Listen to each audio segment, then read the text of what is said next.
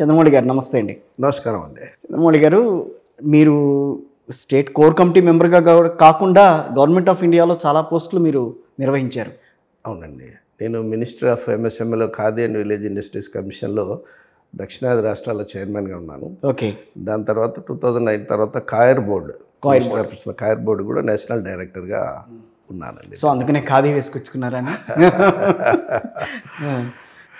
మోడీ గారి khadi for nation, khadi for ఫ్యాషన్లో okay, వారు మా బ్రాండ్ అంబాసిడర్. ఖచ్చితంగా మేము ఖాదీని ప్రోత్సహిస్తాం. ఫిషర్మెన్ అసోసియేషన్కి సంబంధించి కూడా ఆల్ ఇండియా దాంట్లో కూడా ఉన్నట్టున్నారు. అవును sir, traditional fishermens national level organisation ఉంది, దానికి నేషనల్ కన్వీనర్గా ఉంటాను. మోడీ గారు ప్రత్యేకంగా ఈ యొక్క కమ్యూనిటీని గుర్తించడం మాత్రమే కాకుండా బ్లూ రెవల్యూషన్లో భాగంగా ప్రధానమంత్రి మత్స్య యోజనని ప్రత్యేకంగా ఈ యొక్క కమ్యూనిటీని చేశారు. ముఖ్యంగా ఆంధ్రప్రదేశ్లో సుదీర్ఘమైనటువంటి 970 కిలోమీటర్ల తీర ప్రాంతం ఉంది కదండి. వీటిలో ఉన్నటువంటి అతిపెద్ద సామాజిక వర్గాన్ని ఏ రకంగా తీసుకెళ్లాలనేటువంటి మాత్రమే కాకుండా రెవెన్యూ పాయింట్ ఆఫ్ వ్యూ ఏ రకంగా ఎంపవర్మెంట్ చేయాలనేటువంటి విషయంలో ప్రత్యేకంగా దృష్టి పెట్టారండి. అంటే మొన్న మధ్యన మత్స్యకారుల భరోసా అని చెప్పి దాంట్లో మీ పాత్ర కూడా ఉందా? వైఎస్ఆర్ కాంగ్రెస్ పార్టీ తీసుకొచ్చిన మాకు ప్రత్యేకమైనటువంటి కార్యక్రమాలు ఉన్నాయండి. ఓకే. ముఖ్యంగా ప్రధానమంత్రి మత్స్య యోజనతో పాటు మునిపెన్నడు లేని విధంగా దగ్గర దగ్గర 8 ఫిష్ హార్బర్లు, ఓకే, తీర ప్రాంతం మొత్తం మీద ఆంధ్రప్రదేశ్లో 8 ఫిష్ హార్బర్లు 3,000 కోట్ల మూలధనంతో స్టార్ట్ చేయడము, దానికి సంబంధించినటువంటి ఆల్రెడీ ప్రోగ్రెస్ ఉంది. అలాగే తీర ప్రాంతంలో ఉన్నటువంటి మత్స్యకారులకు ప్రత్యేకమైనటువంటి యోజనలు కూడా చేయడం కూడా భారతీయ జనతా పార్టీ ఆధ్వర్యంలో. So very much key role in the national politics ఖచ్చితంగా, కంపారిటివ్లీ విత్ అంటే ఆంధ్రప్రదేశ్ కంటే అక్కడ బాగా కీ రోల్ ఉంది మీలో అయితే. ఖచ్చితంగా అండి. పాలసీ మేకింగ్లో మినిస్టర్ ఆఫ్ టెక్స్టైల్స్ అంటే ఖాదీ సంబంధించినటువంటి దీంట్లో కానీ, సొసైటీస్ విషయంలో కానీ, ఫిషరీస్ సంబంధించిన విషయంలో కానీ కీలకమైనటువంటి పాత్ర పోషిస్తుంటారు. రైట్, మూవింగ్ అంటూ మనం ఆంధ్రప్రదేశ్కి సంబంధించి చూద్దాం. ఎట్లా ఉంది రాజకీయం ఏపీలో బీజేపీకి? ఆంధ్రప్రదేశ్లో భారతీయ జనతా పార్టీ గత 4-5 సంవత్సరాలుగా సంస్థాగతంగా ముందుకెళ్తుందండి. సంస్థాగతంగా బలపడే విషయంలోనే మేము ముఖ్యంగా దృష్టి పెట్టాము. దాని యొక్క ఫలితాలు ఖచ్చితంగా రాబోయే రోజుల్లో మనకు కళ్ళ ముందే కనపడతాయి. 2014లో కూడా 19లో కూడా ఇదే చెప్పారు బీజేపీ వాళ్ళు. బీజేపీకి సంబంధించి అధ్యక్షులు మారుతున్నారు తప్పించి క్యాడరు పెరగడం అనేది కొంచెం తగ్గుతోంది. సోమిరాజు గారి నేతృత్వంలో రాష్ట్ర అధ్యక్షులైన తర్వాత ముఖ్యంగా కింది స్థాయిలో అంటే బూత్ స్థాయిలో, మండల స్థాయిలో పార్టీ యొక్క పటిష్టతతో పాటు రకరకాల మోర్చాలు అంటే యువ మోర్చా కానీ, కిసాన్ మోర్చా కానీ, మహిళా మోర్చా ఇటువంటి మీద ప్రత్యేకమైనటువంటి దృష్టి పెట్టి ప్రత్యేకమైనటువంటి కార్యక్రమాలు చేయడం ద్వారా, అలాగే సెల్స్, ఈ ఫిషర్మెన్ సెల్ కానీ, వీవర్ సెల్ కానీ, అడ్వకేట్ సెల్, ఇటువంటి 62 రకాల సెల్స్. సో ఈ సెల్స్లన్నీ చేస్తూ గత 3-4 సంవత్సరాలుగా సంఘటనాత్మకంగా భారతీయ జనతా పార్టీ కింది స్థాయి వరకు పోయిందని మాత్రం చెప్పగలం. కానీ అగైనెస్ట్ వైఎస్ఆర్ కాంగ్రెస్ పార్టీ కానీ వెళ్ళలేదు. వైఎస్ఆర్ సంబంధించినటువంటి పార్టీకి సంబంధించినంత వరకు భారతీయ జనతా పార్టీ కేంద్రానికి, రాష్ట్రానికి ఒక ఫెడరల్ సిస్టంలో ఉన్నటువంటి ఒక ఫ్రెండ్లీ వాతావరణం ఉంది, అంతేగాని రాజకీయంగా ఎటువంటి మాకు వారికి సంబంధాలు లేవండి. ప్రస్తుతం ఇప్పుడు టీడీపీతో కూడా ముందుకు వెళ్ళాలన్న ప్రయత్నం కూడా జరుగుతోంది. భారతీయ జనతా పార్టీ స్వతంత్రంగా ఎదగాలనేటువంటి ఆలోచన, ఆ ఆలోచన వెళ్ళే క్రమంలో అనేక మంది మిత్రులు వచ్చేటువంటి అవకాశం. ఎందుకంటే దేశం మొత్తం మీద కూడా నరేంద్ర మోడీ గారి యొక్క హవా సాగుతుంది, ఒక పాజిటివ్ ఓట్ బ్యాంక్ క్రియేట్ అవుతుంది. ఈ మునిపెన్నడు లేని విధంగా 70 సంవత్సరాల్లో మునిపెన్నడు లేదనగా చూస్తున్నటువంటి సంక్షేమ పథకాలు కానీ, అభివృద్ధి కానీ చూసేసి అనేకమైనటువంటి పార్టీలు మాతో కలవడానికి, మాతో రావడానికి సిద్ధపడుతున్నాం. మీరు కలుపుకోవడానికి కూడా మేము కూడా ఖచ్చితంగా రాజకీయ వ్యవస్థలో మిత్రులు వచ్చి కలుస్తామన్నప్పుడు వారందరితో కలిసి ఏకోన్ముఖంగా సాగడానికి భారతీయ జనతా పార్టీ ఎప్పుడు స్వాగతిస్తుంది. మీరు టీడీపీని కలుపుకుందాం అనుకుంటున్నారో వాళ్ళు మీ దగ్గరికి వచ్చారా? ఉన్న ఫ్యాక్ట్ ఏంటి అసలు? దీంట్లో చాలా రకాలుగా వస్తున్నారు. భారతీయ జనతా పార్టీకి ఒకరి దగ్గరికి వెళ్ళాలనేటువంటి అవసరం లేదండి. ఎందుకంటే పటిష్టమైనటువంటి నాయకత్వ గణం ఉంది జాతీయ స్థాయిలో. దానికి సంబంధించినటువంటి మా బ్రాండ్ అంబాసిడర్ నరేంద్ర మోడీ గారు ఉన్నారు. కాబట్టి మాకు వేరే ఎవరు అవసరం లేదు. కానీ సమకాలీన వ్యవస్థలో ముందుకెళ్ళే సమయంలో ఎవరైనా మీతో కలిసి పనిచేస్తామంటే రావడానికి మాత్రమే స్వాగతిస్తామండి. కానీ ఆంధ్రప్రదేశ్ విషయానికి వస్తే కనుక 2 ప్రాంతీయ పార్టీలని కలుపుకుని వెళ్దామన్న ఆలోచన, ఆ స్ట్రాటజీ ఏంటి అసలు బీజేపీది? ఈ 2 పార్టీలను కలుపుకోవడం అనేటువంటి ఆలోచనే లేదండి అసలు. ఎందుకంటే అంటే గతంలో 2014 నుంచి 19 వరకు ప్రభుత్వంలో కూడా మీరు కీలక పాత్ర. అవునండి, అవునండి, 4.5 ఏళ్ల పాటు ఉన్నారు. ఆ తర్వాత విసిగి వేసారిపోయామని చెప్పి మళ్ళీ మీరు బయటకు వచ్చేసారు. అవునండి. కానీ ఈ వ్యవహారానికి వచ్చేసరికి మళ్ళీ టీడీపీని దగ్గర తీసుకోవాలన్న ప్రయత్నం ఎందుకు జరుగుతుంది? సార్, టీడీపీని దగ్గర తీసుకోవాలంటే ఆలోచన భారతీయ జనతా పార్టీది కాదు. భారతీయ జనతా పార్టీ ముందున్న ఏకైక లక్ష్యము సంస్థాగతంగా ఆంధ్రప్రదేశ్లో బలపడాలి, ఆంధ్రప్రదేశ్లోకి అధికారం రావాలి. అంటే టీడీపీతో బలపడతారా? టీడీపీతో ముందుకెళ్తే టీడీపీతో బలపడతామా లేదనేటువంటిది అది ఇట్ ఈజ్ ఏ ఊహాతీతమైనటువంటి ప్రశ్న. అంటే గతంలో కూడా ఇదే రకమైన ధోరణి వెళ్ళింది బీజేపీలో. చాలామంది బీజేపీకి దగ్గరగా వచ్చారు, టీడీపీకి సంబంధించిన వాళ్ళు. కన్నా లక్ష్మీనారాయణ లాంటి వాళ్ళని మళ్ళీ మీరు పార్టీకి సంబంధించి అధ్యక్షుడిగా చేసుకున్నారు. మరి అట్లాంటప్పుడు అన్ని విషయాలన్నీ కూడా గత అనుభవాల నేపథ్యంలో మళ్ళీ ఈ రోజున టీడీపీతో మళ్ళీ ముందుకు వెళ్ళాలన్న ప్రయత్నం, లేకపోతే టీడీపీ వాళ్ళే బీజేపీతో కలుపుకుని మనం ముందుకు వెళ్దామన్న ఆలోచన. ఓ పక్క జనసేన కూడా ఉంది అక్కడ మీకు. ఎన్డీఏ కూటమిలో మాతో పాటు జనసేన గత 4-5 సంవత్సరాలుగా కలిసి పనిచేస్తున్నాం. అనేక కార్యక్రమాల్లో ఎన్నికల్లో మేము కలిసి పోటీ చేశాం. టీడీపీకి సంబంధించినంత వరకు ఎన్డీఏలో ఇప్పటి వరకు కూటమి కాదు.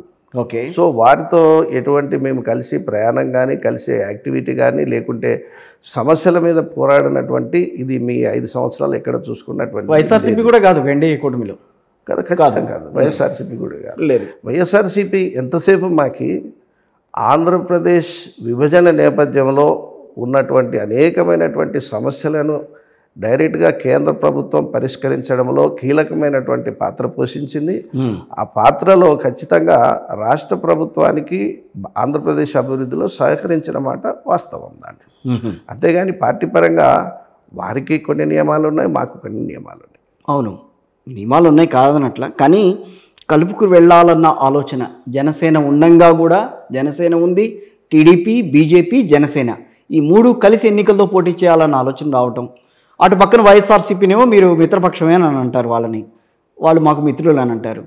దీన్ని ఏ కోణంలో ప్రజలు ఆలోచించాలి, వాళ్ళు ఏ రకంగా ఆలోచించుకోవాలి అసలు దీన్ని? మేము వైఎస్ఆర్ పార్టీని కేంద్ర రాష్ట్ర ప్రభుత్వాల మధ్యలో ఉన్నటువంటి సంబంధాల పరంగా చూస్తాం, కానీ ఎప్పుడు కూడా మాకు ఒక మిత్రపక్షం అనేటువంటి పదం మేము ఎప్పుడు వాడమండి.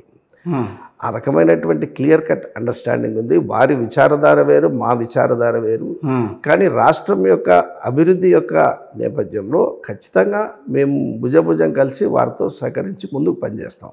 ఓకే. తెలుగుదేశానికి సంబంధించినంత వరకు ఇప్పటి వరకు కూడా మా కేంద్ర నాయకత్వం కానీ, రాష్ట్ర నాయకత్వం కానీ తెలుగుదేశాన్ని మాతో మిత్రపక్షం కానీ మేము ప్రయత్నం చేస్తున్నామని ఎక్కడ కూడా మీరు చెప్పాల స్టేట్మెంట్ కానీ మీ నుంచి స్టేట్మెంట్ రావట్లేదు, కానీ టీడీపీ నుంచి వస్తుంది. సో ఇవన్నీ కూడా పత్రికలు కానీ, అక్కడ ఉన్నటువంటి ఔత్సాహికులు కానీ ఇస్తున్నటువంటి ఊహాగానాలు మాత్రమే. కానీ భారతీయ జనతా పార్టీ ఈ రోజు వరకు కూడా తెలుగుదేశం ఒక పార్టీగా చూస్తున్నాం, అంతేగాని ఒక మిత్రపక్షంగా కానీ లేకుంటే వారి వైపు మొగ్గు చూపేటువంటి ప్రయత్నం ఏ రోజు ఇప్పటి వరకు చేయలేదు. జాతీయ నాయకత్వం దాని మీద దృష్టి ఉంటుంది, వారు దానికి తగు సమయంలో దానికి సంబంధించినటువంటి డెసిషన్ తీసుకుంటారు. అంటే ఇంకా ఒక విషయం సార్, ఇక్కడ తెలుగుదేశం పార్టీతో కలిసి వెడితే ఏం జరుగుతోంది, గ్రాస్ రూట్ లెవెల్లో కార్యకర్తలు ఎంతవరకు మనని ప్రోత్సహిస్తున్నారు, లేకపోతే వాళ్ళు ఎలా ఫీల్ అవుతున్నారు అనే విషయం బీజేపీకి తెలుసు ఇప్పటికీ గత అనుభవాల నేపథ్యంలో. సో మళ్ళీ అదే రకమైన పందా తీసుకురావడం అనేది కొంచెం బీజేపీలో కూడా కొంచెం రకమైన అనుమానం క్రియేట్ చేస్తుందేమో అని అనిపిస్తుంది. మీ అనుమానం వాస్తవం కావచ్చు, కానీ మా ముందు కేంద్ర నాయకత్వం పెట్టినటువంటి ఒక లక్ష్యం ఏదైతే ఉందో, కింది స్థాయి వరకు భారతీయ జనతా పార్టీని పటిష్ట చేస్తూ, మీకు ఉదాహరణకు చూస్తుంటే గత 3 నెలలుగా చాలా పొలిటికల్ పార్టీస్ ఎన్నికలను దృష్టిలో పెట్టుకొని పరిగెడుతున్నాయి. కానీ భారతీయ జనతా పార్టీ ఒక వికాస్ యాత్ర పేరు మీద గ్రామానికి వెళ్ళడం కానీ, ఇప్పుడు మేము ఈ నెలలో స్టార్ట్ చేసిన గావ్ చెలో అనేటువంటి సుమారు 2 లక్షల గ్రామాలకు వెళ్ళాలనేటువంటి కార్యక్రమం కానీ, నేను కన్వీనర్గా ఉన్నటువంటి లాభార్థి సంపర్క్ యోజన అంటే బెనిఫిషరీస్ కాంటాక్ట్ ప్రోగ్రామ్ అనేటువంటిది దగ్గర ఆంధ్రప్రదేశ్లో 31 లక్షల మంది బెనిఫిషరీస్, అంటే అనేకమైనటువంటి కేంద్ర ప్రభుత్వ పథకాల ద్వారా బెనిఫిషరీస్ని డైరెక్ట్గా మా కార్యకర్తలు దగ్గర 40,000 మంది కార్యకర్తలు ప్రతి ఒక్క ఇంటికి వెళ్ళి వాళ్ళు కలిసేటువంటి కార్యక్రమాన్ని పెద్ద ఎత్తున మేము ఈ నెల 25 నుంచి మొదలు పెట్టబోతున్నాం. సో మా కార్యక్రమాలు మాకున్నాయి. సంస్థాగతంగా మేము కింది వరకు వెళ్ళాలి. ఖచ్చితంగా నరేంద్ర మోడీ గారి ఆధ్వర్యంలో ఆంధ్రప్రదేశ్లో కూడా భారతీయ జనతా పార్టీ జెండా ఎగరేయాలనేటువంటి కృతనిశ్చయంతో ఉన్నాము. దీంట్లో జాతీయ రాజకీయాలను దృష్టిలో పెట్టుకొని కేంద్ర నాయకత్వం తీసుకున్న డెసిషను ఖచ్చితంగా మేము అమలు పరిచే దిశగానే భారతీయ జనతా పార్టీ ముందు పోతుంది. కానీ మా యొక్క ఉనికిని కాపాడుకుంటూ మా యొక్క ఇండివిజువాలిటీ కాపాడుకుంటూ మాత్రం భారతీయ జనతా పార్టీ ఎక్కడ ఇండివిజువాలిటీ కనిపిస్తుంది అట్టంటప్పుడు టీడీపీతో కానీ అటు పక్కన వైసీపీతో కానీ మీరు మిత్రపక్షంగా వెళ్తున్నప్పుడు ఇండివిజువాలిటీ ఎక్కడ కనిపిస్తుంది? మరి మిత్రపక్షం అనే పాట మిత్రపక్షం వదిలేద్దాం. సో లోపాయికారి ఒప్పందం అనుకుందాం దాన్ని. అసలు ఒప్పందం అసలు ఆ చర్చనే రానప్పుడు ఆ డిస్కషనే లేనప్పుడు ఈ పార్లమెంట్లో బిల్లులు ప్రవేశపెట్టాలన్నప్పుడు బిల్లు వేగకుండా దాన్ని ఆమోదించుకోవాలన్నప్పుడు వైఎస్ఆర్ కాంగ్రెస్ పార్టీ మీకు సపోర్ట్ చేయటం. ఎస్, ఇప్పుడు సపోర్ట్ చేయడం అనేటువంటిది దీని యొక్క మోడీ గారు పెట్టినటువంటి ఆర్టికల్ 370 కావచ్చు, లేకుంటే రామ జన్మభూమి కావచ్చు, లేకుంటే రాబోయే రోజుల్లో కామన్ సివిల్ కావచ్చు, ఈ యొక్క నమ్మి ఆ కాన్సెప్ట్ మీద వాళ్ళు కూడా ఏకీభవించి వేసినటువంటి కార్యక్రమం అండి. అది జాతీయ ఇప్పుడు అది కూడా ఒక దేశ ప్రయోజనాలను రాష్ట్ర ప్రయోజనాలను ఆలోచించేటువంటి రాజకీయ పార్టీలు కాబట్టి ఈ యొక్క ఆలోచనలో వాళ్ళు కూడా ఏకీభవించినారు కాబట్టి మాకు సపోర్ట్ చేశారు. అంతేగాని దీంట్లో ఒక ఒప్పందం కానీ ఇవన్నీ కానీ అటువంటివి ఏమి లేవండి. ఇప్పుడు అధ్యక్షులు మార్పులు ఎందుకు జరుగుతున్నాయి అట్లాంటప్పుడు మా కింద మరి గ్రాస్ రూట్ లెవెల్లో మీరు డెవలప్ చేయాలని అనుకుంటున్నారు పార్టీని, దానికి తగ్గట్టుగా ముందుకు వస్తున్నారు. కన్నా లక్ష్మీనారాయణ గారు వచ్చారు, ఆయన కాపు సామాజిక వర్గం వదిలేశారు ఆయన్ని. మళ్ళీ సోమవీర్రాజు గారిని తీసుకున్నారు, ఆయన్ని కూడా ఇప్పుడు వదిలేశారు. సో ఇప్పుడు పురంధేశ్వరి గారు. సో ఏంటి ఈ మార్పులు ఎందుకు? గత 5 ఏళ్లలోనే 3 మార్పులు జరిగినాయి కదా? కాదండి, మీరు ఎందుకంటే ఇక్కడ పొరపాటు అండి. భారతీయ జనతా పార్టీ యొక్క రాష్ట్రం 3 సంవత్సరాల కాల వ్యవధి అండి. ఓకే, ఈ 3 సంవత్సరాల కాల వ్యవధిలో ఖచ్చితంగా తర్వాత మార్పు అనేది సహజం అది. సో ఈ రెగ్యులర్గా జరిగేటువంటి రొటీన్గా జరిగేటువంటి కార్యక్రమం కానీ దీంట్లో మార్పు అనే ప్రత్యేకంగా వీరదీసి వారు పెట్టడం అనేటువంటిది జరగలేదండి. కన్నా లక్ష్మీనారాయణ గారు టైం అయిపోయింది. దాని తర్వాత సోమవీర్రాజు గారు వచ్చారు. సోమవీర్రాజు గారు 3 సంవత్సరాల తర్వాత పురంధేశ్వరి. కానీ విషయం ఏంటంటే కన్నా లక్ష్మీనారాయణ లాంటి వాళ్ళు బీజేపీ నుంచి బయటకు వచ్చిన తర్వాత బీజేపీ మీద విమర్శలు చేయటం, ఆ తర్వాత మళ్ళీ వెళ్ళి తెలుగుదేశం పార్టీలో జాయిన్ అవ్వటం. సో ఇవి కొంచెం ఎవరైనా సాధారణ ఓటర్కి ఏంటి ఈ రకమైన పరిణామాలన్న ఆలోచన రాదు? మీరు చెప్పిన మాట వాస్తవం అండి. కానీ దీనికి ఒక చరిత్రాత్మకమైనటువంటి నేపథ్యం ఉందండి.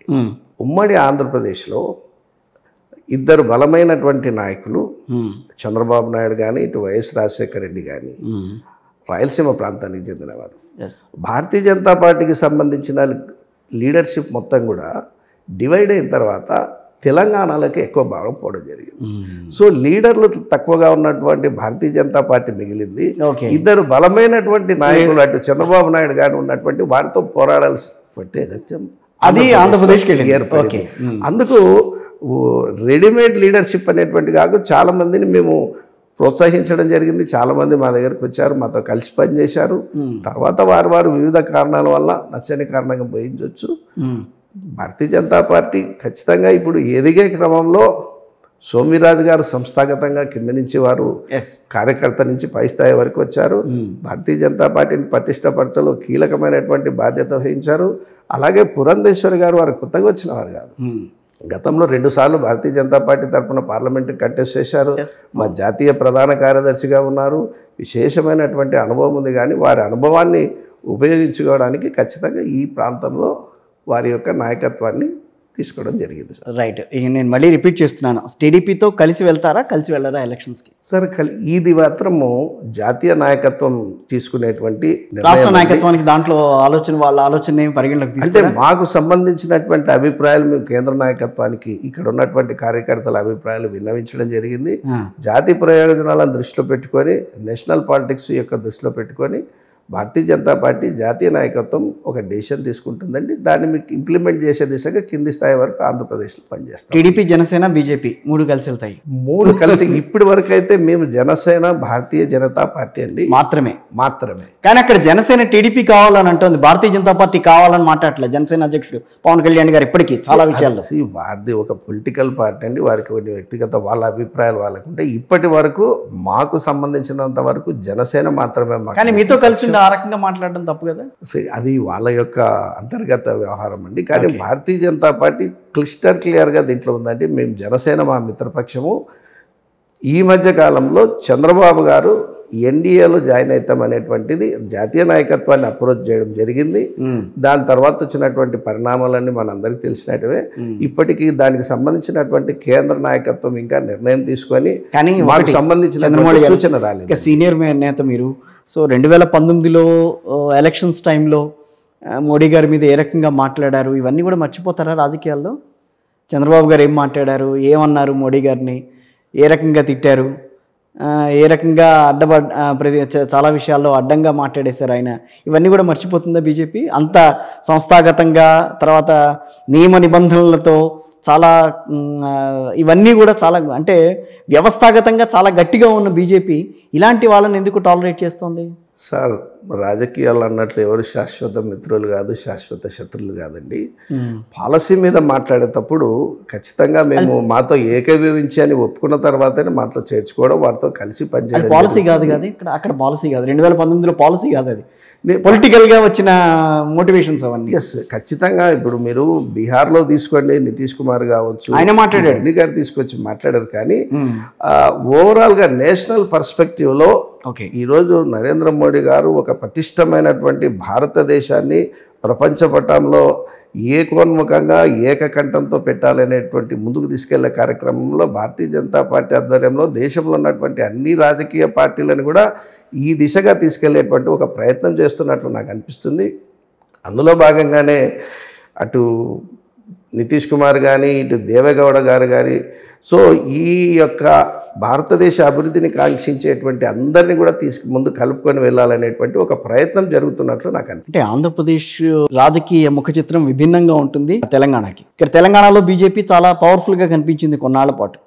బండి సంజయ్ గారు ఉన్నంత వరకు బీజేపీ రాబోతోంది, బీఆర్ఎస్ కాదు రేపు బీజేపీనే వస్తుందని అన్నారు. బట్ ఆ టైంలో తీసుకొచ్చి బండి సంజయ్ గారిని పక్కన పెట్టేసేయటం, తర్వాత సరే పరిణామాలన్నీ మనం. కాబట్టి బీజేపీ ఇక్కడ ఉన్న సంస్థాగతంగా ఉన్న ఎంత బలంగా ఉందో ఆంధ్రప్రదేశ్లో ఆ బలం కనిపించదు. పక్క రాష్ట్రమే మీరు అన్నది రెండు ప్రాంతీయ పార్టీలు ఉన్నాయని అనుకోవచ్చు, కానీ ఇక్కడ కూడా ప్రాంతీయ పార్టీ ఉందిగా. తెలంగాణను తీసుకొచ్చిన ప్రాంతీయ పార్టీ టీఆర్ఎస్, దాన్ని ఎదుర్కొన్నారు. కాంగ్రెస్ పార్టీని ఎదుర్కొన్నారు. లోకల్గా ఉన్న 2-3 పార్టీలను కూడా మీరు ఎదుర్కొన్నారు.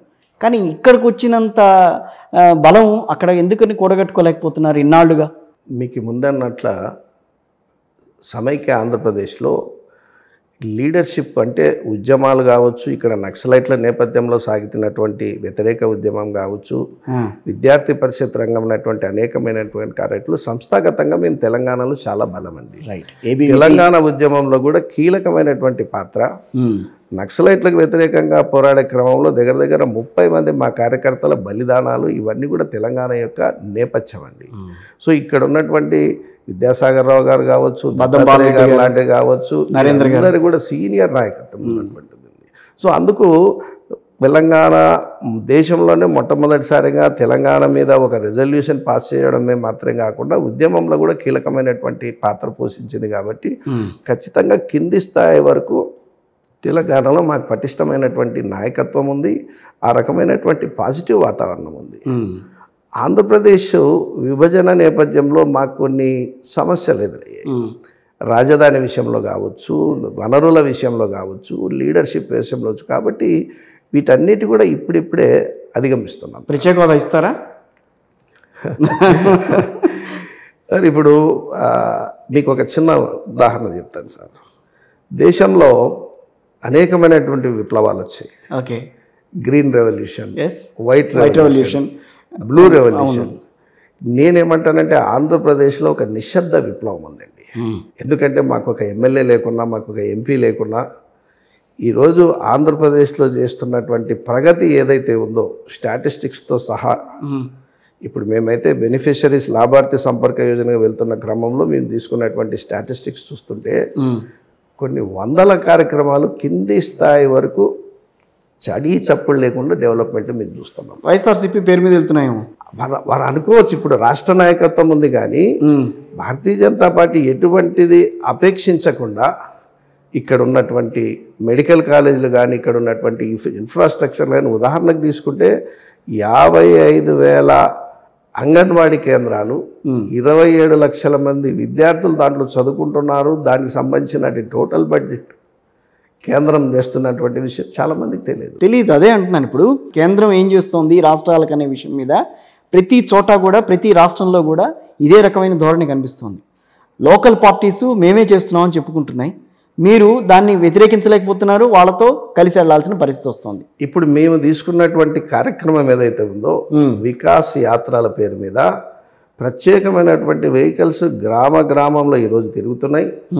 మోడీ గారి ఉజ్వల యోజన కావచ్చు, మోడీ గారి ఘర్ ఘర్కి నల్లా కావచ్చు, మోడీ గారి యొక్క కిసాన్ సమృద్ధి యోజన కావచ్చు, ముద్రా యోజన కావచ్చు, వీటన్నిటికి సంబంధించినటువంటి బెనిఫిషరీస్తో డైరెక్ట్గా ఇంటరాక్షను, దానికి సంబంధించినటువంటి కొన్ని వీడియో డిస్ప్లే, కొన్ని కరపత్రాలు వంచడం అనేటువంటి కింది స్థాయి వరకు వెళ్ళేటువంటి కార్యక్రమం గత 3 నెలలుగా మేము చేస్తున్నారు. నేననేది ఇప్పుడు మీరు కొన్ని చెప్పారు కిసాన్ యోజన అని అన్నారు. సో దానికి వైఎస్ఆర్ రైతు భరోసా అని పెట్టుకున్నారు. దాంట్లో వాళ్ళు వైఎస్ఆర్ రైతు భరోసాలో మీరు ఇచ్చిన డబ్బు ఇస్తారు, రాష్ట్రానికి సంబంధించిన డబ్బు కూడా దాంట్లోకి వెళ్తుంది. అప్పుడు మీ పేరు వస్తుందా, రాష్ట్రానికి సంబంధించిన నాయకుల పేరు వస్తుందా? అక్కడ ఫెడరల్ సిస్టంలో కొన్ని ఇటువంటి చిక్కులు వస్తాయి. అది అక్కడే కదా బీజేపీ దెబ్బతింటూ. మాకు దానికి కారణం మాకు ఇక్కడ ఉన్నటువంటి గ్రామ స్థాయిలో ఉన్నటువంటి పటిష్టమైనటువంటి నాయకత్వం లేకపోవడం. కాబట్టి ఇప్పుడిప్పుడు మేము మండల స్థాయి వరకు వెళ్ళిన క్రమంలో వికాస్ యాత్రలో మండల స్థాయికి నాయకులందరూ కూడా పార్టిసిపేట్ చేస్తున్నారు. మేము ఇప్పుడు చేయబోయేటువంటి ఈ యొక్క బెనిఫిషరీ సంపర్క యోజనలో 40,000 మంది కార్యకర్తలు గ్రామంలో వెళ్ళినటువంటి ప్రతి ఒక్క ఇంటికి వెళ్ళి వారిని మేము సందర్శించేటువంటి కార్యక్రమం చేపట్టాం సార్. సో వాళ్ళని సందర్శిస్తున్నారు, వాళ్ళకి అవగాహన కల్పిస్తున్నారు, కానీ వాళ్ళు రేపు ఓటేసే టైంలో మీకు ఓటేస్తారని మీరు ఎట్లా భావించగలరు సార్? ఒకటి, బాధ్యతాయుతమైనటువంటి పార్టీగా మేము నరేంద్ర మోడీ గారు కింది స్థాయి వరకు మేము తీసుకెళ్ళాము. అంటే అదే రకమైన ధోరణి తెలంగాణలో కూడా నడిచిందా మొన్నటి వరకు?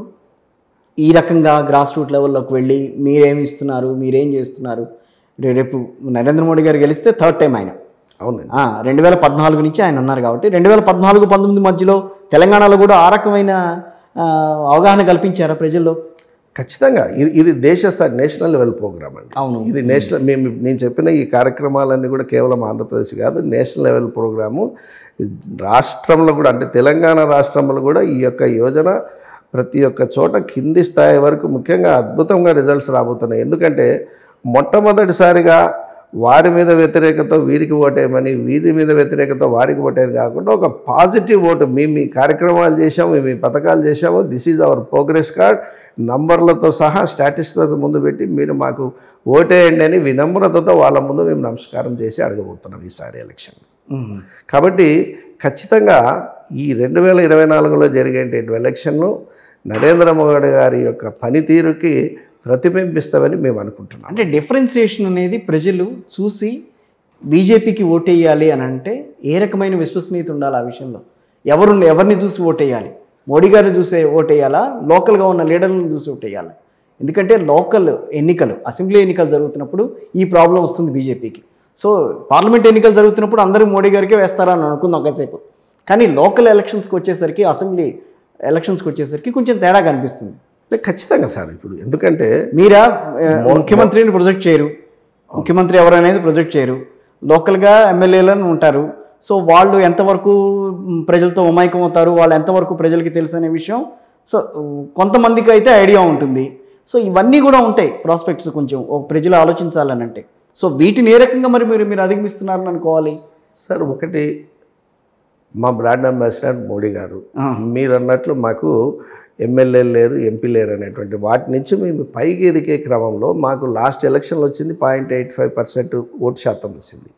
ఈ 0.85%ని ఏ రకంగా మేము 7% కానీ 8% కానీ 10 వరకు ఏ రకంగా తీసుకెళ్లాలనేటువంటి సాధ్యమవుతుంది కార్యక్రమంలోనూ ఖచ్చితంగా ఎందుకు సాధ్యం కాదని, ఎందుకంటే ఈ మొట్టమొదటిసారిగా మేము చేశామనేటువంటిది ప్రజలందరూ కూడా గ్రహిస్తున్నారు. ఎందుకంటే మేము కింది స్థాయికి వెళ్ళినప్పుడు, గ్రామానికి వెళ్ళినప్పుడు మోడీ గారు అనేటువంటి వారు ఈరోజు ప్రతి ఒక్కరికి తెలిసినటువంటి ఆయన తెలుసు. నేను అనేది అదే, ఆయన తెలుసు. కానీ లోకల్గా ఉన్న లీడర్ ఎవరైతే అసెంబ్లీకి సంబంధించి నుంచుంటారో వాళ్ళు తెలియకపోవచ్చు కదా. ఖచ్చితంగా ఇప్పుడు పురంధేశ్వరి గారు, ఇప్పుడు మీరు అన్నట్టుగా కొంతమంది వేళ మీద లెక్క పెట్టచ్చు బీజేపీలో, ఆంధ్రప్రదేశ్ బీజేపీకి సంబంధించి నాయకుల్ని బాగా తెలుసు అందరికీ అని చెప్పాను.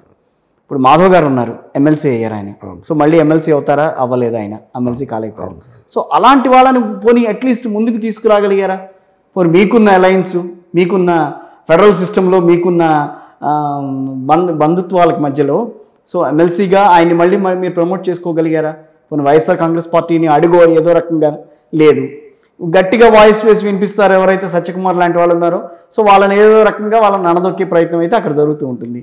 సో ఇలాంటి ఈ భిన్న భావాలున్న వ్యక్తుల మధ్యలో బీజేపీ ఏ రకంగా పైకి రావాలి, ఏ రకంగా పైకి వస్తుంది అనేది ఇక్కడ ఒకటి సార్. నువ్వు సత్యకుమార్ గారిని అనగదొక్కుతున్నారని, వారు మా జాతీయ కార్యదర్శి అండి, ఒక స్టేట్కి ఇన్ఛార్జ్గా ఉన్నారు. ఈరోజు అనేకమైనటువంటి కార్యక్రమాల్లో అనేకమైనటువంటి జిల్లాలు తిరిగి మీరు అనగదొక్కుతున్నారని కాదు, మీరు నేను చెప్తున్నా ఏ రకంగా ఆయన మీద. తర్వాత అనేక మంది కొత్త వాళ్ళు ఈరోజు మీరు పురంధేశ్వరి గారి టీం తీసుకుంటే ఈ ఫేసెస్ మీరు ఎప్పుడు చూసిండరు. తపనా చౌదరి గారు ఏలూరు నుంచి ఎవరైతే ఉన్నారో, one of the state general సెక్రటరీగా ఎన్ఆర్ఐ ఆయన, ఒక ఇండస్ట్రియలిస్టులు వచ్చి ఈరోజు అద్భుతంగా పార్టీ యొక్క అభివృద్ధిలో, పార్టీ యొక్క సంఘటనాత్మకలో వారికి జనరల్ సెక్రటరీ చేశారు. అలాగే విశాఖపట్నం నుంచి కాశీరాజు గారు వచ్చారు. ఇదంతా న్యూ లీడర్షిప్, నరేంద్ర మోడీ గారి పట్ల ఆకర్షితులై వచ్చినటువంటి యంగ్ బ్యాచ్. యువకుడైనటువంటి దయాకర్ రెడ్డిని మేము స్టేట్ జనరల్ సెక్రటరీ చేసి ఈరోజు కిందికి తీసుకెళ్ళాం. కాబట్టి ఇదంతా డెవలప్మెంట్ ప్రాసెస్. కాబట్టి 2014 ఉన్నటువంటి పార్టీకి 2024 వచ్చేటువంటి పార్టీకి చాలా వ్యత్యాసం ఉంటుంది. సరికొత్త లీడర్షిప్తో, కొత్త నాయకత్వంతో భారతీయ జనతా పార్టీ ఖచ్చితంగా ఈసారి ముందు వరుసలో ఉంటుందని నేను అనుకుంటున్నాను. స్ట్రైట్గా ప్రత్యేక హోదా ఇస్తారా? మళ్ళీ అడుగుతున్నా. ప్రత్యేక హోదా అనేటువంటిది ఓల్డ్ కాన్సెప్ట్ అండి. అదేంటి?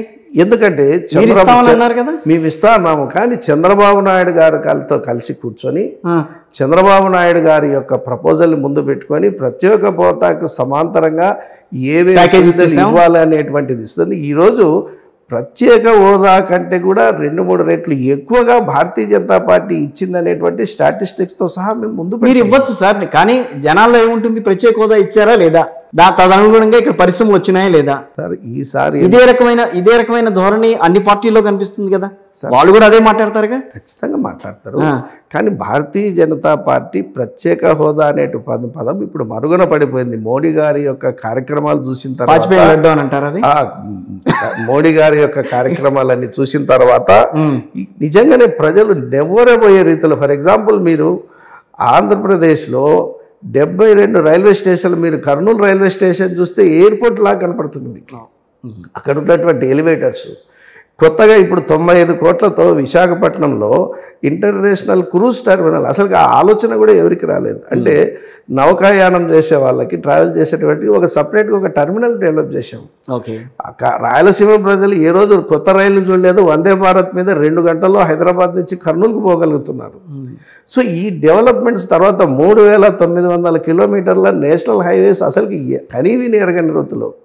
సో ఇవన్నీ చూసిన తర్వాత మళ్ళా ఈ రాష్ట్రం ఈ ప్రత్యేక ఏదైతే మీరు అన్నారో, హోదా ఏదైతే అన్నారో దాన్ని నేను మరుగుపడిందని చెప్పాను. కానీ దానికి మించిన కూడా Bharatiya Janata party చేసిందంతానికి medical infrastructure కావచ్చు, ఐఐటి కావచ్చు, ఐఐఎం కావచ్చు, ఈ రాయలసీమ జిల్లాలో సెంట్రల్ యూనివర్సిటీ కావచ్చు, బిఈఎల్ వచ్చు, డిఆర్డిఓ యూనిట్ ఆ కర్నూలు ఆల్రెడీ వచ్చేసింది. తర్వాత ఇవన్నీ చూసిన తర్వాత జనరల్గా ఇది పెద్ద చర్చనీయాంశం కాదన్న అభిప్రాయం. ప్రత్యేక హోదా చర్చనీయాంశం కాదని అంటారు? ఖచ్చితంగా కాదు. కానీ జనానికి మీరు ఇప్పుడు ఇన్ని చేసామని చెప్పి ఇది దీనికి ప్రత్యామ్నాయం అని చెప్పుకోవడానికి కూడా కొంచెం బీజేపీలో వెనుకబాటుదనం కనిపిస్తోంది ఆ విషయం ఎటువంటి లేదండి. మరి వైఎస్ఆర్ కాంగ్రెస్ పార్టీ మాట్లాడుతున్న ప్రత్యేక హోదా విషయంలో టీడీపీ మాట్లాడుతున్న ప్రత్యేక హోదాని మీరు ఇది కాదు మేము ప్రత్యేక హోదా బదులు ఇది ఇచ్చామని ఎందుకు చెప్పలేకపోతున్నారు? మీరు ఖచ్చితంగా చెప్తారు. ఖచ్చితంగా ప్రత్యేక హోదా అనేటువంటి చర్చనీయ ఒక పొలిటికల్ స్లోగన్ అయిపోయిందండి అది. ఎందుకంటే కాంగ్రెస్ పార్టీ షర్మిల గారు వచ్చారు, మేము తెచ్చిస్తాం, రాజీవ్ గాంధీ ఫస్ట్ సైన్ చేస్తారు దాని మీద అంటున్నారు. ఆమె ప్రత్యేక హోదా వచ్చిన తర్వాత సైన్ పెట్టిన తర్వాత ఏం చేయాలో వాళ్ళ ముందు let them come with a blue print. మేము ఆల్రెడీ ఈ యొక్క అటు ఉత్తరాంధ్రకు కానీ ఇటు రాయలసీమకు కానీ ఇటు కోస్తాంధ్రకు కానీ మేము ఏమేం చేశాము, ఏ రూపంలో ముందు పెట్టాం, ప్రజల ముందు ఖాళీ పేపర్ మీద పెట్టడం కాకుండా ప్రాక్టికల్గా ఏ రకంగా సైన్ చేసి ఇచ్చాం కానీ బీజేపీని అమలు చేయలేదని వాళ్ళు మాట్లాడుతున్నారు. ఎవరంటే కాంగ్రెస్ పార్టీ వాళ్ళు. అది హాస్యాస్పదం అండి. 2014లో మేము ప్రత్యేక హోదా కోసం మేము సైన్ చేసి ఇచ్చాం, తర్వాత 7th finance commission I think subject to correction, తర్వాత మీరు నీతి ఆయోగ్ పెట్టుకున్నారు దాన్ని. సో నీతి ఆయోగ్ వచ్చిన తర్వాత దాన్ని పక్కన పెట్టేశారా అని అంటున్నారు.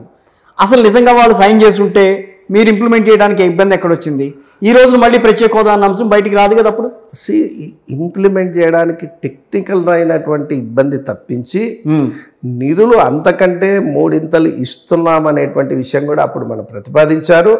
రాష్ట్ర ముఖ్యమంత్రి చంద్రబాబు నాయుడు గారు దానికి ఒప్పుకొని సంతకం కూడా చేశారు. కాబట్టి ఇప్పుడున్న పరిస్థితుల్లో ప్రత్యేక హోదా అనేటువంటిది కేవలం ఒక రాజకీయమైనటువంటి చర్చనీయాంశం అంతేగాని విభజన హామీ ఖచ్చితంగా విభజన హామీ ఏవైతే ఉందో, రైల్ ఫ్యాక్టరీ రాలేదు, ఐ మీన్ మన ప్రత్యేక ఇది తీసుకొస్తా అన్నారు కదా, రైల్వే జోన్ కు సంబంధించి లోక్సభలో క్లియర్ గా చెప్పాము. జోన్ ఆల్రెడీ పార్లమెంట్ లో అలాట్ అయింది. ప్లేస్ కు సంబంధించిన విషయంలో రాష్ట్ర ప్రభుత్వం నుంచి కొద్దిగా క్లారిఫికేషన్ సంబంధించి ఉంది, కానీ రైల్వే జోన్ ఆల్రెడీ అలాట్ అయిపోయింది, పార్లమెంట్లో కూడా పాస్ అయిపోయిందండి. సార్ రైల్వే జోన్ అయిపోయింది, సరే మీ తప్పు లేదు రైల్వే జోన్ విషయం, ఖచ్చితంగా లేదు. మిగతా విభజన అంశాల అన్నింటిలోనూ మీ తప్పు ఎక్కడా లేదా? ఎక్కడా లేదండి. ఏ విషయంలోనైనా సరే భారతీయ జనతా పార్టీ రాజధాని విషయం అనేటువంటిది ఈ 2 పార్టీలు, ఆంధ్రప్రదేశ్లో ఉన్నటువంటి 2 పార్టీలు, అటు తెలుగుదేశం కానీ ఇటు వైఎస్ఆర్సీపీ కానీ ఈ 2 పొలిటికల్ పార్టీలు దోబూచులాడుతున్నాయి. భారతీయ జనతా పార్టీ స్పష్టంగా చెప్పింది అమరావతి రాజధాని అనేటువంటి విషయం మాకు స్పష్టమైనటువంటి అవగాహన ఉంది, కానీ ఎటువంటి రాజధాని ఏమనేటువంటి మీద భారతీయ జనతా పార్టీగా మాకు కొన్ని అభిప్రాయాలు. 3 రాజధానులు ఒప్పుకుంది కదా భారతీయ జనతా పార్టీ. ఇప్పుడు భారతీయ జనతా పార్టీ అమరావతి ఆంధ్రప్రదేశ్ రాజధానిగా మా యొక్క నిర్ణయం, దానికి మేము కట్టుబడి ఉన్నాం. ఇదివరకు జీవీఎల్ నరసింహారావు లాంటి వాళ్ళు రాజధాని విషయం కానీ లేకపోతే ఇంకో ఏదైనా విషయాలు జరిగితే కొంచెం గట్టిగా మాట్లాడేవాడు. సో వాళ్ళంతా కామ్ అయిపోయారు. ఈ రోజున వైఎస్ఆర్సీపీతో మీకున్న బంధం దృష్ట్యా మరి కామయ్యారా, కామ్గా ఉంటున్నారా వాళ్ళు, లేకపోతే మిగతా కారణాలతో ఏమన్నా కామ్గా ఉంటున్నారో ఏమో తెలియట్లేదు. ఆయన నాట్ ఓన్లీ దట్ పర్సన్, నేను ఆయన ఒక్కళ్ళ గురించి కాదు, ఓవరాల్గా బీజేపీ దూకుడు అనేది ఈ మధ్య కాలంలో చాలా తగ్గింది. అమరావతి ఉద్యమంలో భారతీయ జనతా పార్టీ కూడా భాగస్వామ్యం అయ్యింది. మాకు సంబంధించిన నాయకులు మా వాళ్ళు కూడా అమరావతి అక్కడ పెట్టాలన్నటువంటి దాంట్లో పార్టిసిపేట్ చేశారు. సో మాకు అమరావతి 2014 నుంచి 19 వరకు మీరు కలిసి ఉన్న టైంలోనే కదా ఇదంతా జరిగింది. ఇది కాదు, ఈ మధ్య కాలంలో కూడా మేము అమరావతి ఉద్యమంలో మా వాళ్ళు గత సంవత్సరం తర్వాత కూడా పార్టిసిపేట్ చేశారు. సో మా as a policy Amaravati Andhra Pradesh రాజధాని అనేటువంటి భారతీయ జనతా పార్టీ యొక్క నిర్ణయం. కాకపోతే ఏ రకమైనటువంటి అమరావతి, ఏ హంగులతో ఉన్నటువంటి అమరావతి అనే దాని మీద మాకు వీఆర్ హ్యావింగ్ అవర్ ఓన్ అప్రెన్షన్స్. ఎందుకంటే సెంట్రలైజ్డ్ సిస్టమ్ మనం ఇక్కడ తెలంగాణలో చూసాం, హైదరాబాద్ని ఒకే చోట అభివృద్ధి కేంద్రీకృతమై మిగతా ప్రాంతాన్ని విస్మరించినట్లు కాకుండా దానికి సంబంధించినటువంటి హంగు పొంగులు కాకుండా కరెక్ట్గా అడ్మినిస్ట్రేషన్కి ఏదైతే అవసరమో అమరావతి కేంద్రంగా ఉండాలి. అదే విషయం మీద న్యాయ రాజధాని అని దాన్ని ఒక కాంట్రవర్షియల్ చేసినటువంటి విషయంలో కాకుండా ఆంధ్రప్రదేశ్లో కర్నూలులో హైకోర్టు పెట్టవచ్చు, లేకుంటే ఒక బెంచ్ పెట్టవచ్చు, అనేకమైనటువంటిది. అలాగే Visakha already it is a developed, ఇది ఉత్తరాంధ్రకు సంబంధించినటువంటి చేయొచ్చు. కానీ దీన్ని ఒక రాజకీయ స్లోగన్స్ ఇచ్చి 3 రాజధానులు అనేటువంటిది ఏదైతే ఉందో దాన్ని భారతీయ జనతా పార్టీ వ్యతిరేకించింది. వికేంద్రీకరణ కావాలని అంటారు, మళ్ళీ 3 రాజధానులు కూడా మీరు వ్యతిరేకిస్తాను సార్. వికేంద్రీకరణ అంటే కేవలం అక్కడ రాజధాని చేస్తే అవుతుందని మాత్రం అనేటువంటిది డిస్టర్బ్స్. ఫర్ ఎగ్జాంపుల్ మీరు విశాఖపట్నం రాజధాని పెట్టుకుంటారు, విశాఖపట్నం రాజధాని పెట్టుకుంటే ఒక రాయలసీమ వాడు విశాఖపట్నంకి వెళ్ళాలంటే ఎంత ఇబ్బంది పడుతుందో అందరికీ తెలిసిన విషయం. కాబట్టి ఒక అడ్మినిస్ట్రేషన్ పాయింట్ అయ్యి అన్ని ప్రాంతాల ప్రజలకు ఆమోదయోగ్యంగా కన్వీనియంట్గా ఉండేటువంటి ఒక మంచి రాజధాని కట్టుకోవాలనేటువంటిది ఒక అభిప్రాయం అంతే. అంతేగాని దాన్ని ఒక రియల్ ఎస్టేట్ వ్యవస్థగానో లేకుంటే ఆస్తులు సమకూర్చుకున్నటువంటి వ్యవస్థగానో చూపించుకోవడం అనేటువంటిది దాన్ని భారతీయ జనతా అప్పట్లో వ్యతిరేకించలే, ఈ రోజు అంటున్నారు మీరు రియల్ ఎస్టేట్ వ్యవస్థగానో లేకపోతే ఇంకో రకంగానో అని. 2019 వరకు మీరు ఎక్కడా వ్యతిరేకించాలి ఆ విషయం మీద. అమరావతిలో జరిగిన అవినీతి భాగవతం గురించి కూడా ఎక్కడ మాట్లాడలేదని. సార్ ఇప్పుడు అవినీతి భాగవతం అనే దానికంటే కూడా ముందు దాన్ని రాజకీయ పరంగా కాకుండా ఆంధ్రప్రదేశ్ ప్రజల యొక్క మనోభావాలు దెబ్బతింటున్నాయి. మిగతా రాష్ట్రాల వాళ్ళు చూసి నవ్వుకుంటున్నారు. ఈ ఆంధ్రప్రదేశ్ ప్రజలు వాళ్ళ యొక్క రాజధానిని కూడా తేల్చుకోలేకపోతున్నారు అనేటువంటిది సిగ్గుపడాల్సినటువంటి అంశం. దీంట్లో ఈ రెండు పార్టీలు సమాధానం చెప్పాల్సినటువంటి అవసరం. బీజేపీకి అక్కడ ఎక్కడ దాంట్లో భాగస్వామ్యం లేదా? భారతీయ జనతా పార్టీ ఖచ్చితంగా మాకు ఖచ్చితమైనటువంటి అభిప్రాయం మోడీ ఇచ్చుంటే అది కూడా అమరావతి కూడా నిర్మాణం అయి ఉండేది కదా. ప్రత్యేక హోదాకి దానికి సంబంధం లేదు సార్. ఎందుకంటే ప్రత్యేక హోదాకు సంబంధించినటువంటి విషయము కొన్ని టెక్నికల్ రీజన్ దృష్ట్యా ఈ రకమైనటువంటి ప్రపోజల్ పెట్టుకోమని రాష్ట్ర ప్రభుత్వానికి చెప్పింది. చంద్రబాబు నాయుడు గారు కూడా దానికి ఒప్పుకొని సంతకం పెట్టిన మాట వాస్తవం. దాంట్లో ఈ అమరావతి అనేటువంటి విషయం ఏదిందో ఫెడరల్ వ్యవస్థలో కేంద్ర ప్రభుత్వం ఎంతవరకు రాష్ట్రంలో ఇన్వాల్వ్ కావాలో అంతవరకే ఇన్వాల్వ్ అయితే అది బాగుంటుంది. అందుకు రాష్ట్ర నాయకత్వం తీసుకున్నటువంటి డెసిషన్ మీద కేంద్రం దానికి స్పందిస్తుంది. అందులో భారతీయ జనతా పార్టీ ఇక్కడ ఉన్నటువంటి మా role is very limited role. కాబట్టి మేము అభిప్రాయం చెప్పగలిగినాం. కాబట్టి అక్కడ రాష్ట్రం లిమిటెడ్ రోల్ అని ఎందుకు అనుకుంటున్నారు? ఎక్స్టెన్సివ్ రోల్ ఉండాలి కదా. ఉంటుంది ఖచ్చితంగా. కేంద్రానికి సంబంధించినంత వరకు మా ఎక్స్టెన్సివ్ రోల్ మాదే, రోల్ టోటల్ రోల్ మాదే, దాంట్లో ఎటువంటి లేదు. ఇక్కడ ఉన్నటువంటి అసెంబ్లీలో చర్చలు కానీ అసెంబ్లీలో పాస్ చేసేటువంటి రెజల్యూషన్స్ కానీ అసెంబ్లీలో ఉన్నటువంటి ప్రతిపాదనలు కానీ మా రోల్ లిమిటెడ్. ఎందుకంటే మా నంబర్ చాలా తక్కువ ఉంది కాబట్టి, ఎమ్మెల్సీకి సంబంధించిన వాళ్ళు ఉన్నారు కాబట్టి, ఎమ్మెల్యేలు మాది లేరు కాబట్టి నేను లిమిటెడ్ రోల్ అన్నాను. కానీ ఖచ్చితంగా కేంద్రంలో డెసిషన్ తీసుకునే విషయంలో మాది భూమిక ఖచ్చితంగా మా యొక్క దానికి సంబంధించిన విషయంలో మేము సీరియస్గా ఉంటాం. ఓకే, అంటే నేను అనేది ఏంటంటే ఈ ప్రత్యేక హోదా అంశాన్ని తీసుకుని కాంగ్రెస్ పార్టీ ఈ రోజున మళ్ళీ అక్కడ వేళ్ళూనుకునే ప్రయత్నం చేస్తోంది. మరి దాన్ని అడ్డుకోవాల్సిన బాధ్యత బీజేపీకి లేదా? ఒక జాతీయ పార్టీ కూడా మనతో పోటీ పడుతుందనే కదా. సరే, ప్రాంతీయ పార్టీతో పోటీ పడటం అనేది ఒక ఎత్తు అయితే, మరో జాతీయ పార్టీతో అదే ప్రాంతంలో పోటీ పడడం అనేది కొంచెం ఇబ్బందికర పరిణామం. ఆంధ్రప్రదేశ్కు సంబంధించినంత వరకు కాంగ్రెస్ పార్టీ ఆంధ్రప్రదేశ్లో తిరస్కరించబడినటువంటి పార్టీ. ఎన్నాళ్ళు చెప్తారు ఆ మాట మీరు? నేను ఇప్పటికీ చెప్తాను. 5 సంవత్సరాలుగా ఈ యొక్క పార్టీ ఏమైపోయింది, ఈ పార్టీ యొక్క ప్రజల సమస్యల గురించి ఏ రకంగా స్పందించారు, ప్రజలతో ఏ రకమైనటువంటి ముందుకొచ్చి ఉద్యమాలు చేశారనేటువంటిది మన కళ్ళ ముందు కనిపిస్తుంటుంది. ఈరోజు ఎన్నికలకు ముందు వచ్చేసి ఇటువంటి స్లోగన్స్, ఎలక్షన్లో లబ్ధి పొందేటువంటి స్లోగన్స్, ప్రజలను మభ్యపెట్టే స్లోగన్స్ ఉంటే ప్రజలు ఇంతకుముందు మాదిరి లేరు. ఖచ్చితంగా దానికి తగినటువంటి తీర్పే కాంగ్రెస్ పార్టీ. షర్మిల గారు ఒకవేళ కాంగ్రెస్ పార్టీ కాకుండా బీజేపీలో కూర్చుంటే ఇదే మాట వచ్చిండేదా? ఇది గుహాజనితమైనటువంటి ప్రశ్న సార్. షర్మిల గారు రాజశేఖర రెడ్డి గారు అమ్మాయి. రాజకీయాల్లో ఇప్పటి వరకు వారు తెలంగాణలో ఉన్నారు, సడన్గా ఆంధ్రప్రదేశ్కి వచ్చారు. రేపు ఎక్కడ ఉంటారో తెలియదు. సో వారి నాయకత్వంలో ఉన్నటువంటి కాంగ్రెస్ పార్టీ ఈరోజు మళ్ళా సరికొత్త రాగాలు ఆలపించడం ఏదైతే ఉందో ప్రజలు చాలా ఒక హాస్యాస్పదంగా భావిస్తున్నారు. ఎందుకంటే గత 5 సంవత్సరాలుగా అది మద్యం విషయంలో కావచ్చు, ఇసుక విషయంలో కావచ్చు, పంచాయతీరాజుల నిధుల విషయంలో కావచ్చు, భారతీయ జనతా పార్టీ ఏకైక పార్టీ వీధిలోకి వచ్చి పోరాడినటువంటి చరిత్ర ఆంధ్రప్రదేశ్లో ఉంది. మీరు ఏ రకమైనటువంటి స్టాటిస్టిక్స్ తీసుకున్నా కూడా జగన్మోహన్ రెడ్డి యొక్క ప్రభుత్వాలు జరిగినటువంటి అవినీతి విషయంలో కావచ్చు, వీటన్నిటి విషయంలో మేము కింది స్థాయి వరకు వచ్చి మేము ఉద్యమాలు చేశాం. అక్కడ వరకే చేశారు, పై స్థాయిలో చేయలేకపోతున్నారు. సో పై స్థాయి, కింది స్థాయి అంటే నేను పంచాయతీ నిధులతో మేము అంటే గ్రౌండ్ లెవెల్లో కూడా మేము ఉద్యమాలు నిర్వహించామని చెప్తున్నానండి. ఒక నిజంగా చెప్పండి, వైసీపీతో అసలు ఏమాత్రం ఎటువంటి ఒప్పందం లేకుండానే బీజేపీ ఆంధ్రప్రదేశ్లో ముందుకెళ్తుందా? మీరు నిజంగా చెప్పండి, కరెక్ట్గా చెప్పండి. అసలు నేను కరెక్ట్గా ఒకటి చెప్తున్నాను. కేంద్రము రాష్ట్రము గివ్ అండ్ టేక్ పాలసీ విషయంలో ఉంటుంది. అది వారి యొక్క కేంద్రం రాష్ట్రం వదిలేయండి, రాష్ట్రంలో చూసుకుందాం. రాష్ట్రంలో పార్టీల్లో YCP, TDP, BJP, Janasena. TDP, BJP, Janasena కలిసి ఉన్నాయి కానీ వైసీపీ మాత్రం కలిసి లేదు మీతో. కానీ వైసీపీని మాత్రం మీరు వ్యతిరేకించరు.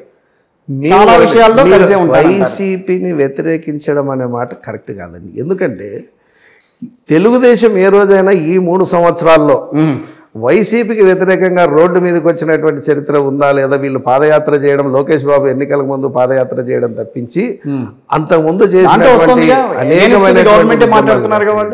చెప్తున్నాను కదండి. ఎన్నికల నేపథ్యంలో వాటి మాట్లాడుతున్నారు కానీ మేము గ్రామ స్థాయిలో మేము మద్యం విషయంలో కావచ్చు, ఇసుక విషయంలో కావచ్చు, అనేకమైనటువంటి పెండింగ్ ప్రాజెక్టుల విషయం కావచ్చు, మేము ఉత్తరాంధ్రలో జన్మించినటువంటి పెండింగ్ ప్రాజెక్ట్ విషయంలో సోమవీరాజు గారి ఆధ్వర్యంలో మేము పెద్ద యాత్ర తీసాం. జీవో 217 మత్స్యకారులకు ఎస్పెషల్లీ పంచాయతీల్లో ఉన్నటువంటి చెరువులన్నీ కూడా ప్రైవేట్ పరం చేసి తన పార్టీలకు అప్పచెప్పాలనేటువంటి జగన్మోహన్ రెడ్డి నిర్ణయానికి వ్యతిరేకంగా రాష్ట్ర వ్యాప్తంగా జీవో 217 మీద పెద్ద ఉద్యమం నిర్వర్తించాం. నెల్లూరులో భారీ బహిరంగ సభ చేశాం. ఇలా అనేకమైనటువంటి ఉద్యమాలు నిర్వర్తించడం భారతీయ జనతా పార్టీ నిర్వహించింది. ఈరోజు తెలుగుదేశంకి అసలుకి ఈ రకంగా ఎన్నికలకు ముందు ఇటువంటి కార్యక్రమాలు తీసుకొని ముందు పెడుతున్నారు. కానీ భారతీయ జనతా పార్టీ గత 5 సంవత్సరాలుగా జగన్మోహన్ రెడ్డి ప్రభుత్వంలో ఉన్నటువంటి అవినీతి కావచ్చు, జగన్మోహన్ రెడ్డి ప్రభుత్వం చేసినటువంటి అనేక ప్రజా వ్యతిరేక కార్యక్రమాల గురించి ఉద్యమాన్ని నిర్వహించిన చరిత్ర ఉంది. వ్యతిరేకంగా చేస్తుంటే గవర్నమెంట్ ఊరుకుందా మీ మీద? ఖచ్చితంగా. అదేంటి ఎక్కడ కనిపించట్లేదు అట్లా? సార్, ఒకటి క్రెడిబిలిటీ ఉన్న లీడర్షిప్, అకౌంటబిలిటీ ఉన్నటువంటి లీడర్షిప్ ఇప్పుడిప్పుడే భారతీయ జనతా పార్టీలో పైకి వస్తుంది.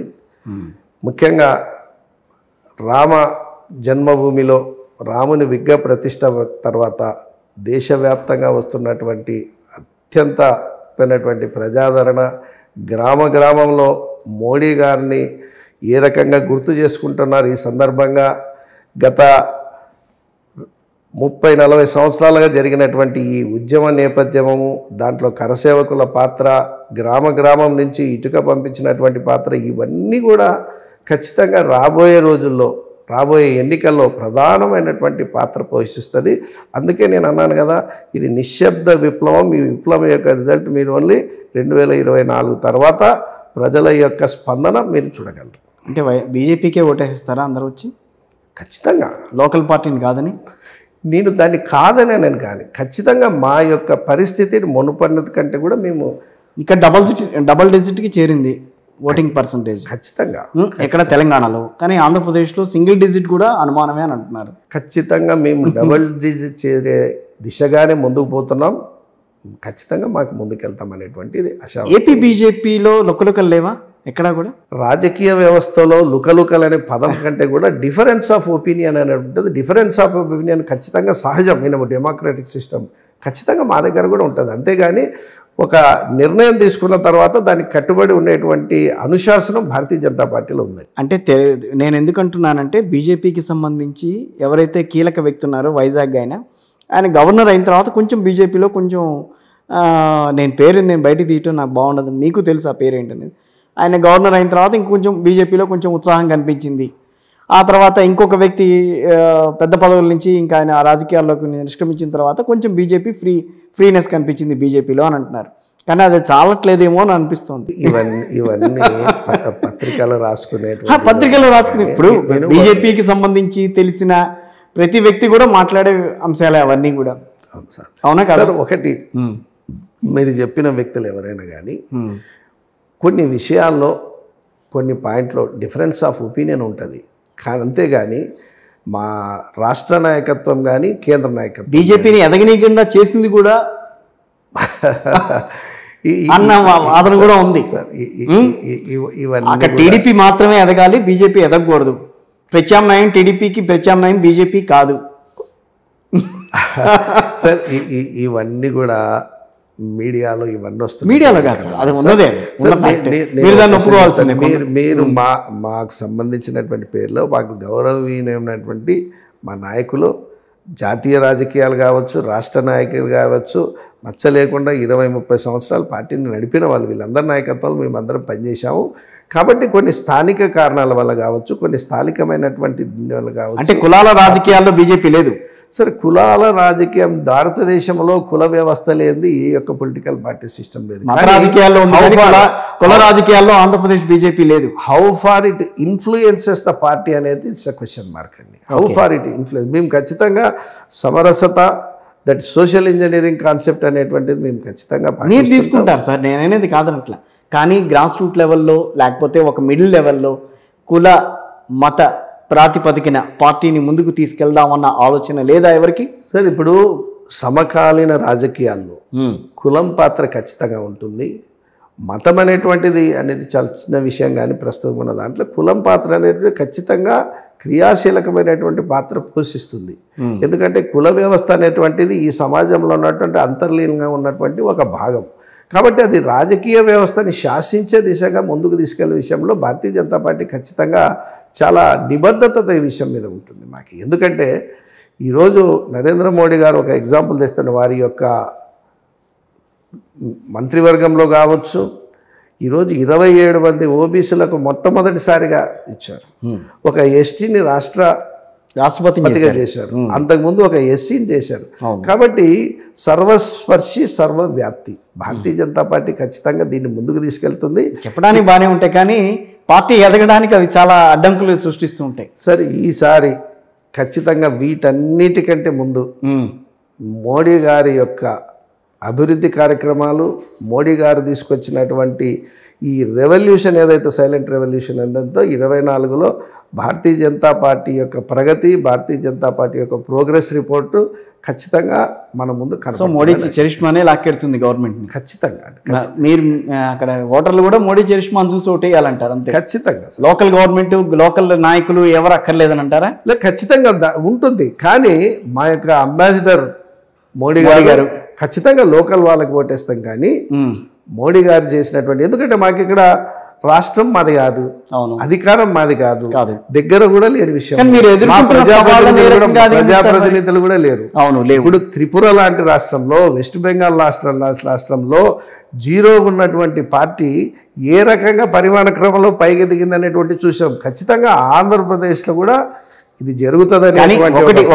గోవా లాంటి సిచ్యువేషన్స్, గోవా లాంటి స్టేట్లో మనోహర్ పారికర్ లాంటి వాళ్ళు ఉన్నారు కాబట్టి అక్కడ పైకి వచ్చింది. సో తెలంగాణలో కొంతమంది చేతుల మీద పార్టీ పైకి వచ్చింది. కానీ ఆంధ్రప్రదేశ్లో ఆ చేతులు కనిపించట్లా, ఆ మనిషి కనిపించట్లేదు అక్కడ. మేము వ్యక్తి మీద కంటే కూడా వ్యవస్థ మీద మేము దృష్టి అది నేనేం కాదనట్లా. ఇప్పుడు మనోహర్ పారికర్ గారు ఉన్నప్పుడు వ్యవస్థనే తీసుకొచ్చారు, వ్యవస్థనే పైకి తీసుకొచ్చారు. గోవాలో రెండోసారి మళ్ళీ అధికారంలోకి ఎలా అయినా సరే మళ్ళీ అధికారంలోకి తెచ్చారు. ఆమె ఇప్పుడు మహారాష్ట్ర తీసుకున్న కొంతమంది అయితే అక్కడ ఉన్నారు. కానీ అలాంటి వ్యక్తులు ఆంధ్రప్రదేశ్లో కనిపించట్లా. మొదటి నుంచి కూడా అదే పరిస్థితి. అక్కడ ప్రాంతీయ పార్టీల ప్రభావమే ఎదుర్కోలేకపోతుందా, లేకపోతే జాతీయ పార్టీ మీద అంత అవగాహన ఉండట్లేదా ప్రజలకి? అలా కదా సార్, మీరు ఈ విభజన నేపథ్యం యొక్క సమస్య మీకు చెప్పాను. ఈ సరికొత్త పీడి అంటే ఈ యువత చాలామంది మోడీ గారు వచ్చిన తర్వాత పార్టీలోకి వచ్చారు. వారందరినీ కూడా ఈరోజు పార్టీ వాళ్ళని ముందు పెట్టింది. ఇప్పుడు మీరు అన్నట్ల సత్యకుమార్ గారి నాయకత్వం, స్వామి పరిపూర్ణానంద గారు హిందూపూర్ నుంచి కంటెస్ట్ చేస్తానని వారు ప్రస్తావన చేశారు. ఇలాంటి కొత్త నాయకత్వం ముందుకు వస్తుంది.